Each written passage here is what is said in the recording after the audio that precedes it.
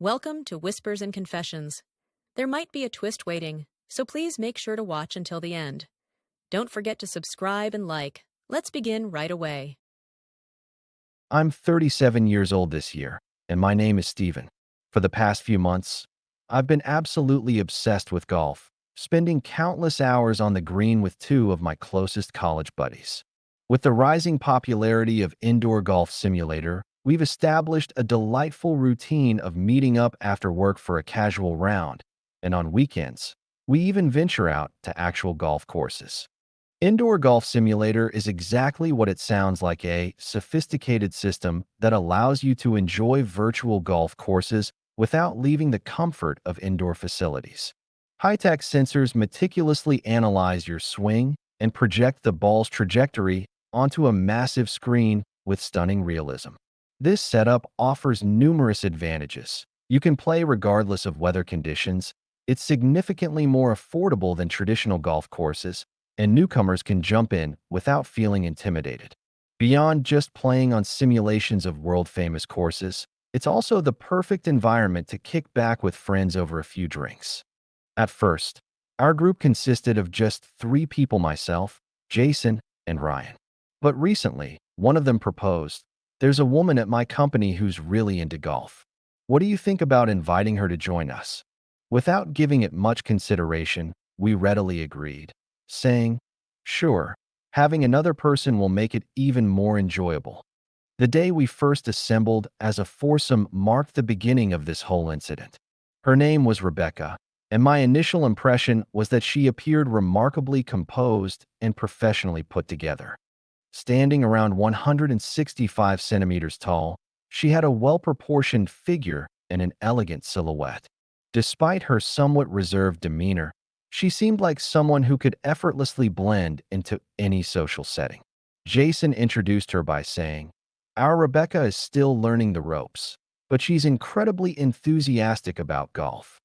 I thought to myself, she seems even better than I anticipated, and looked forward to the fresh dynamic she would bring to our previously all-male group. Our inaugural golf simulator session was scheduled for 8 p.m. at a trendy golf simulation center downtown. We secured a private room, ordered some beers and light snacks, and began our game. Rebecca struggled with her shots as a novice, but maintained a bright smile, remarking, "Wow, this is more challenging than I expected." The atmosphere was warm and welcoming, with Jason and Ryan alternately offering her guidance. When we first gathered, the mood was relaxed and enjoyable, but as alcohol entered the equation, the ambience began to shift subtly. It turned out that Rebecca could really hold her liquor. I smiled and raised my can, declaring, "Beer truly is the perfect complement to golf." Despite it being our first meeting, this casual gesture helped all the men feel at ease. The trouble began as the game progressed. Our energy levels dipped, and the alcohol took effect. Increasingly daring jokes started to circulate. For instance, Jason said, "Rebecca, to swing like a professional, you need to rotate your waist like this," while placing his hands on her hips to correct her posture. He then made a suggestive joke. "Oh, swinging this way would really accentuate your figure, wouldn't it? Steven, take a look." When I chuckled nervously, saying, "Come on," Rebecca, now slightly tipsy, asked with twinkling eyes, "Why? Is it awkward? Do I look weird?" Ryan chimed in, "What's there to be uncomfortable about? We're all grown adults here. Let's speak freely." And more explicit comments began to flow. Initially, I dismissed these comments as harmless banter, but surprisingly, Rebecca didn't seem bothered at all and approached us confidently, saying, "Gentlemen, please give me your best instruction," while subtly brushing against us. We naturally went with the flow, thinking, "Wow, she really has an incredible personality," and responded in a similar fashion. Up to this point, I believed we were simply breaking down social barriers due to the alcohol. As we were wrapping up our game, someone suggested to Jason, "We still have some time left in our reservation, so why don't we just hang out a little longer? We can play music and videos too." Modern golf simulation rooms come well equipped with premium sound systems and plush sofas in each private space. So if you pay for additional time, You can utilize it freely as a casual lounge. Plus, the doors provide complete privacy, making these spaces popular choices for comfortable relaxation. After slightly dimming the room's lighting and putting some music and videos on the screen, the atmosphere transformed into something resembling a second round at an intimate bar. Rebecca reclined comfortably on the sofa and commented, "This is really nice. The atmosphere is pleasant, and best of all, it's completely private." When Ryan asked, "Should we order another round of drinks?" we all enthusiastically shouted, "Let's do it." Even at this juncture, it was just an enjoyable drinking session among new friends. Then suddenly, Rebecca looked directly at me and made a slightly provocative joke. "Steven, when you helped adjust my swing form earlier, your hands were surprisingly warm." I felt something unusual when they touched my hips. When I responded with embarrassment, "Oh, I apologize. I was just correcting your swing posture." "You should have said something if that made you uncomfortable." Rebecca shook her head and replied with a smile. "Rather than uncomfortable, it was more intriguing. All of you touched my hips at some point, creating these subtle moments of physical contact, didn't you?" The men exchanged knowing glances and smiled bashfully. Ryan laughed heartily, declaring, "That's just part of golf culture these days." Meanwhile, Jason filled a glass with alcohol and called for a toast, further heating up the atmosphere. Rebecca also joked, "If I drink more, my hip movements might become even more daring." And Ryan playfully stood up announcing, "Then let's all practice our swing posture once more." I had a fleeting moment of clarity thinking, this situation is veering into dangerous territory. But everyone was already caught up in the moment, swept along by the charged atmosphere. The scene unfolding in the golf simulation room was utterly surreal. Three men and one woman demonstrating swing forms in midair without golf clubs, pressing their bodies against each other, rotating their waists, and aligning their shoulders. Rebecca deliberately pressed her hips gently against Ryan and asked with a coy smile, "Is this angle correct?" To which Ryan responded enthusiastically, "Oh, that's perfect waist rotation." From the sidelines, Jason snickered, "This is getting pretty erotic, isn't it?" I also belatedly approached Rebecca, placing my hands on her waist under the guise of correcting her posture. As the alcohol and atmosphere intertwined, increasingly bold behaviors began to emerge. Rebecca settled onto the sofa and announced, "Gentlemen, isn't it stifling in here? I'd love to feel some cool air," then deliberately lowered her top zipper slightly, revealing her sleeveless innerwear. Witnessing this, Jason remarked with a laugh, "Wow, Rebecca, isn't this a bit too revealing?" To which Rebecca responded with casual confidence, "Haha, I usually dress like this. How else am I supposed to deal with the heat?" I playfully interjected, "Then allow me to adjust the air conditioning temperature a bit," as I manipulated the device. Rebecca suggestively commented, "What if it gets chilly? We'll need to discover other methods to stay warm." All conversation gradually took on increasingly erotic undertones. No single person could be identified as having initiated it, but all four of us sensed the situation drifting in a precarious direction. My heart pounded wildly as I deliberated whether to halt or proceed, thinking to myself, this could genuinely evolve into a dangerous situation. But restraint was nowhere to be found. Rebecca appeared emboldened by the alcohol, and the curiosity of us three men had reached its zenith. In a state where reality had blurred from exceeding our alcohol tolerance, Rebecca suddenly approached me suggesting, "Shall we practice our swing form properly?" and gestured for me to grasp her waist while leaning her upper body against mine. As I instinctively grabbed her waist, Ryan and Jason exclaimed with excitement, "Wow, this is absolutely crazy." Within mere minutes, the atmosphere underwent a complete transformation. Rebecca whispered, "No, isn't this going too far?" But since the door is securely locked anyway. And scenes unfolded where Jason and Ryan took turns gently embracing her. Caught up in the momentum myself, I thought, get a grip. What if there are surveillance cameras? But recalled that most indoor golf facilities deliberately avoid installing cameras for privacy reasons. With rational thought completely paralyzed by alcohol, all I could think was, let's just indulge for once. Eventually, all four of us gathered around the sofa and initiated physical contact with each other. Rebecca approached the three men in turn, continuing intimate contact, and as we stimulated each other and excitement intensified, an unimaginable scene materialized. Personal belongings lay scattered across the floor, empty beer cans rolled aimlessly, and music played randomly from the sound system in the background. But no one paid any attention as everyone focused exclusively on the unfolding situation. The situation escalated so rapidly that we lacked even a moment to organize the golf clubs, table, and surrounding objects. Rebecca playfully laughed, saying, "It's perfectly fine at this level," Jason joked. "Wow, this is my first time at this type of golf practice range," and Ryan double-checked. "This is absolutely insane. Everyone's in agreement with this, right?" Rebecca honestly expressed her desire, saying, "Yes, I'm completely fine with it. You guys are enjoying it too, aren't you?"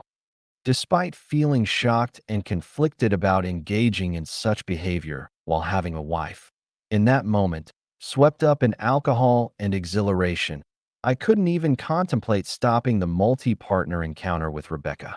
Thanks to the indoor golf facility's uniquely spacious sofa arrangement and the sealed environment with locked doors preventing sound from escaping, the situation spiraled completely out of control. We all entirely abandoned our rational restraint after removing our clothes. As the four of us became intensely entangled, there was initial awkwardness and hesitation, but the influence of alcohol and intoxication dispelled all concerns. When Ryan suddenly inquired, "Do you have any supplies?" Jason laughed, responding, "You seriously think anyone would have anticipated this situation?"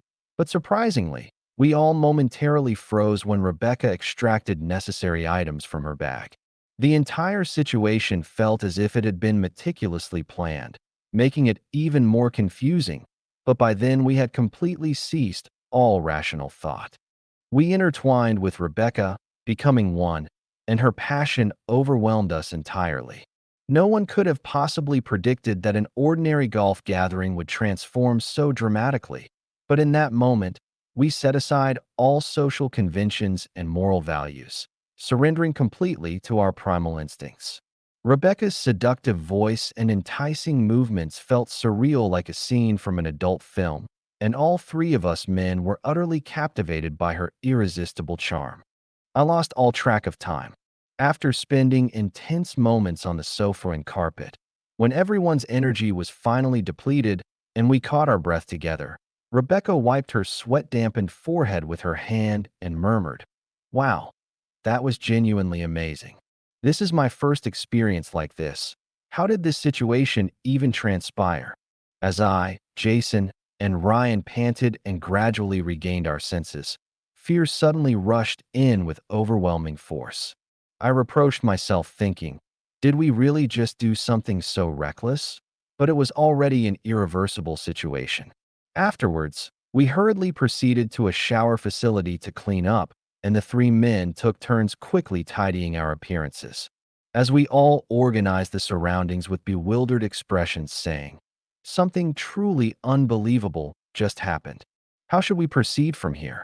Rebecca was surprisingly composed, emphasizing as if it were entirely obvious, "Tonight will certainly remain a memorable occasion. Of course, this must remain a strictly confidential secret just between us." Everyone exclaimed in unison, "Absolutely."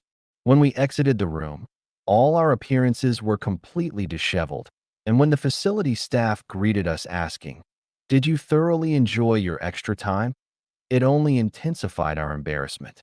All four individuals maintained complete silence as we walked outside. Rebecca casually concluded, "I'll grab an Uber from here. You all get home safely too. We'll continue our golf meetings, right?" Haha. And we three men awkwardly smiled, utterly clueless about how to react. When I arrived home, it was already dawn and my wife was peacefully asleep. While showering, gazing at my reflection in the mirror, I was overwhelmed with profound self-loathing, thinking, what on earth have I done?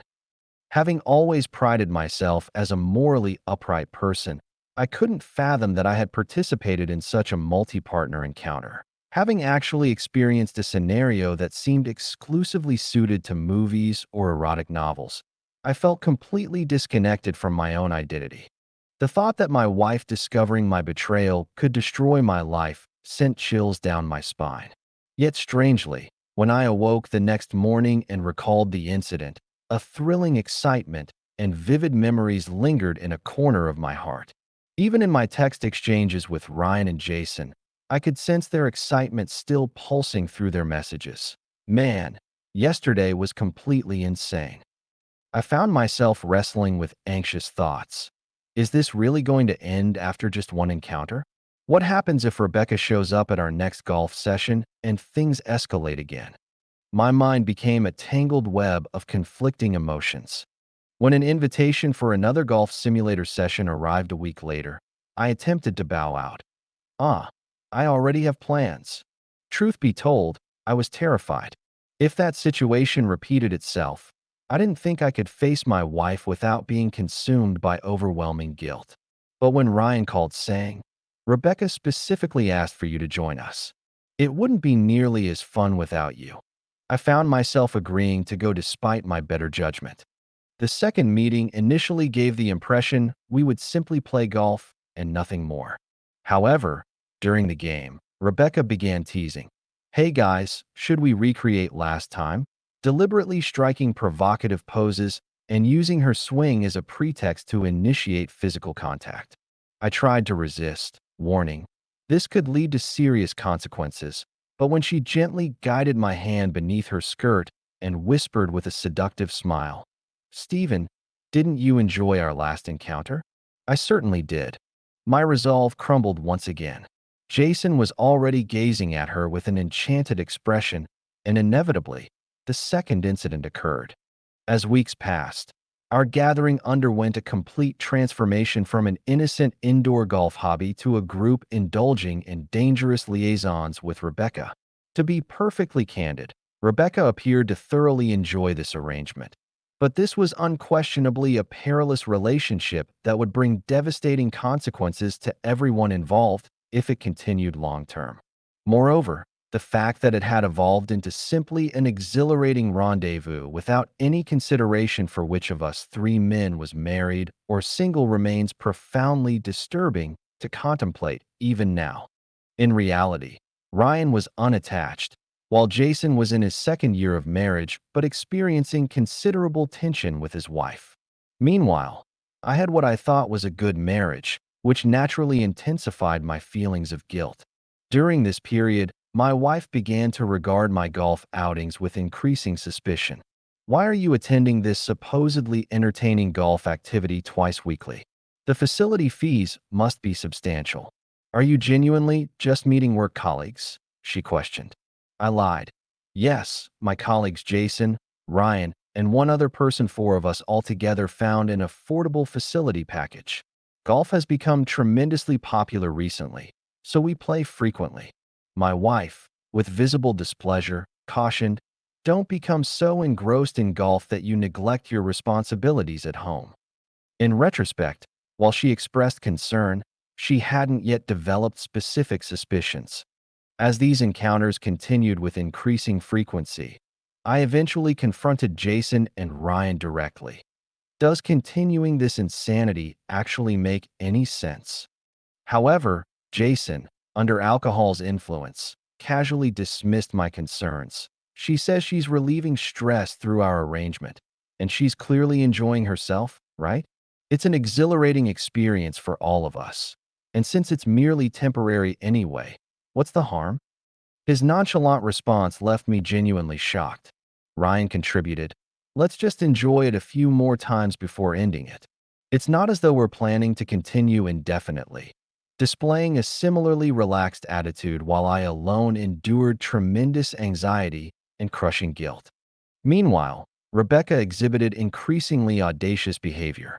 She proposed, perhaps we should visit an actual golf resort, secure accommodations, and organize a private party? We could continue our secret encounters there. Whenever someone knocked on the door while the four of us engaged in animated conversation, we would instantly freeze in startled silence. The thrill was so intense that none of us could easily extricate ourselves from this temptation. On one occasion, when securing an indoor golf venue proved challenging, Ryan discovered a private room marketed as VIP suite, significantly more spacious and equipped with a sofa comfortable enough to serve as a bed. There, after consuming several bottles of alcohol and playing just a few holes, we lost all inhibitions and surrendered to our desires, culminating in clothes being hastily removed and an inconceivable situation where three men took turns with Rebecca. Even for me, this scenario would have been unimaginable in a normal state of mind. But in that moment, primal instinct completely overwhelmed my self-control. In this manner, our gatherings, under the guise of indoor golf meetings, transformed entirely into sessions of group sexual indiscretion. Rebecca showed no hesitation whatsoever, instead asserting, "As long as this remains our exclusive secret, everything is perfectly fine." When questioned about how long we intended to continue this arrangement, she responded with cool detachment, "I suppose until we all grow tired of it. If everyone remains satisfied, we'll continue, and I'm certainly still enjoying myself." Eventually, the inevitable day of reckoning arrived. I informed my wife, "There's a social gathering following our golf session today, so I'll return late." To which she ominously replied, "Your behavior has been increasingly suspicious lately. Perhaps I should investigate personally." Cold sweat trickled down my spine, but I dismissed the warning, thinking, there's no possibility my wife would actually appear. That day, following our established pattern, we had reserved a room, and I was engaged in compromising activities with Rebecca, Jason, and Ryan when my wife unexpectedly called demanding, "Where exactly are you? Take a photograph and send it immediately." Completely flustered, I made up excuses. "I'm in the middle of playing and too preoccupied to take pictures." But my wife's suspicions were already solidified as she headed directly toward the golf simulator facility. Thankfully, the golf simulator staff stood firm on their customer privacy policy, refusing to reveal which room was occupied by which guests. My wife had no choice but to leave without finding me. The manager later pulled me aside with a meaningful warning. "Sir, there was a woman looking for you, appeared to be your wife. You might want to be more careful going forward." This sent a chill through all of us. Jason and Ryan went visibly pale, and even Rebecca lost her usual confidence. Her face drained of color as anxiety set in. We hastily straightened our clothes and exited the room. To my relief, my wife's car was no longer in the parking lot. My heart pounded with both terror and overwhelming guilt. When I finally made it home at dawn, my wife was waiting in the darkened living room. She greeted me with eyes red from crying, her voice eerily calm. "You were up to something, weren't you?" Her tone conveyed deep hurt and betrayal rather than anger. I fumbled for words, repeating pathetic excuses. "It's not what you think, we were just playing golf," desperately hiding the truth. When she finally said, "I can't live like this anymore. I'm done. Let's get divorced," and began emotionally packing her belongings, I broke down.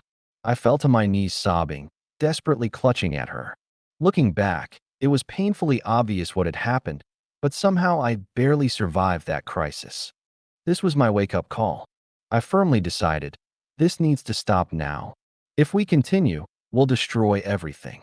Jason and Ryan shared similar sentiments, sighing heavily and admitting, "If we keep playing with fire like this, we'll all end up ruining our lives."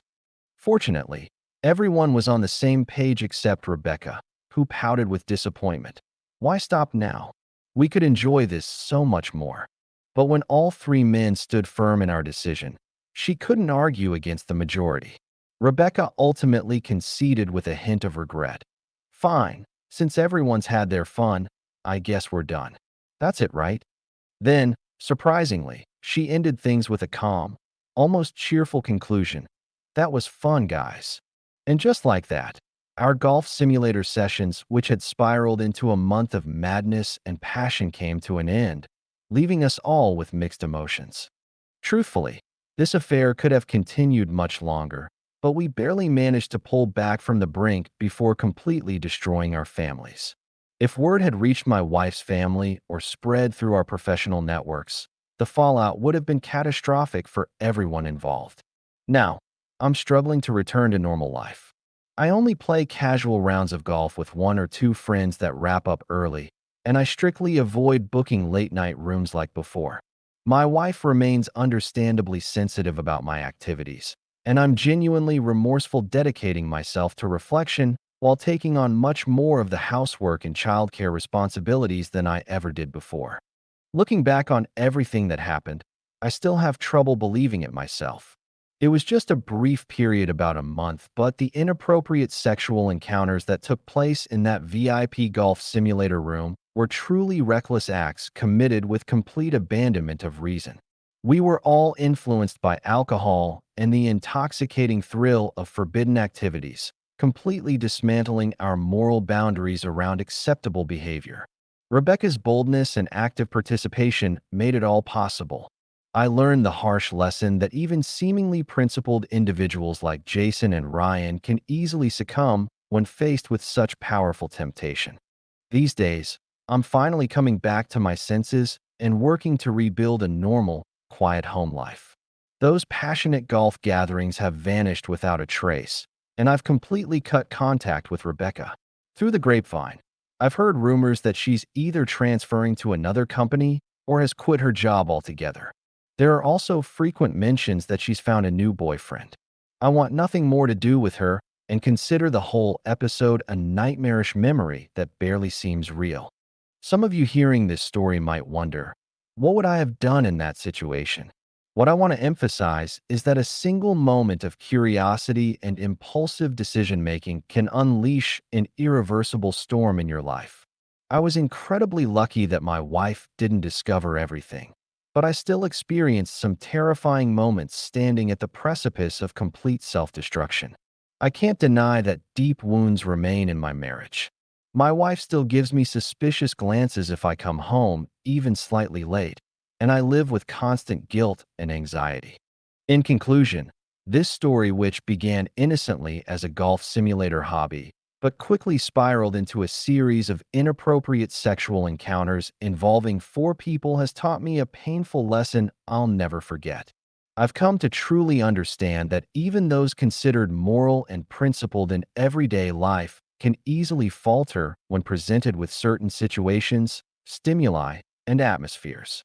Fortunately, my wife has begun to trust me again as she sees my sincere efforts to dedicate myself to our family.